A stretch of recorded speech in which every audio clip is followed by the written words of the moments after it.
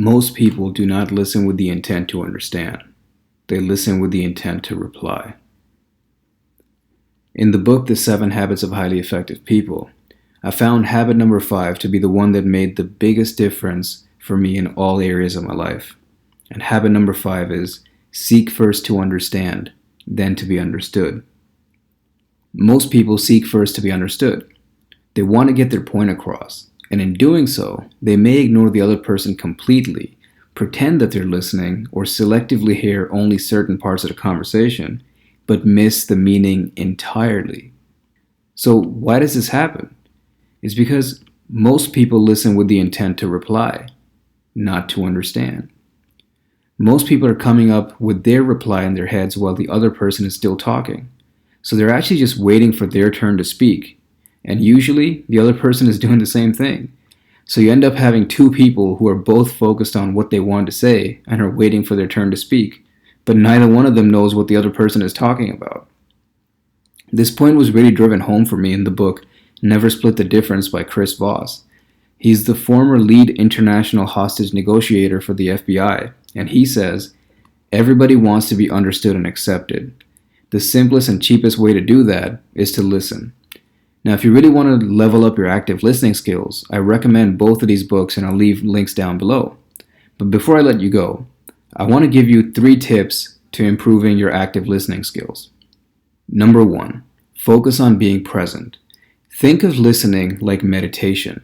It's very easy to get carried away in thought. The things that people say bring up different thoughts in our minds that make us go on different tangents.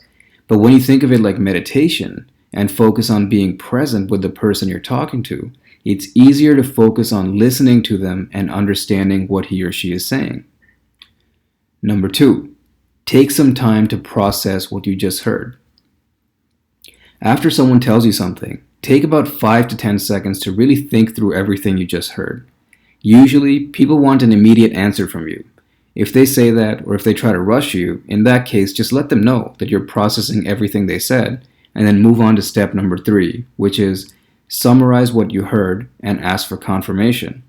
So this is one of my favorites because it's the best way to indicate to someone that you've been paying close attention to what they're saying.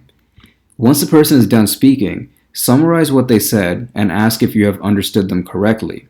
This has 2 effects. The first one is, if you make a mistake or if you misunderstand something, the person can immediately correct you. And the second one is, the person you're talking to feels heard and good about the fact that you've been intently listening to them. See, the goal of this stage is to get the person that you're talking to confirm that you have understood them correctly by having them say something like, "That's correct." Once the person says that, that's when you know that both you and the person you're speaking with are on the same page. So there you have it. That's 3 steps to improving your active listening skills.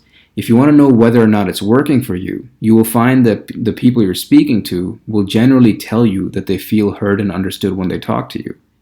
And after all, everyone wants to be understood and accepted.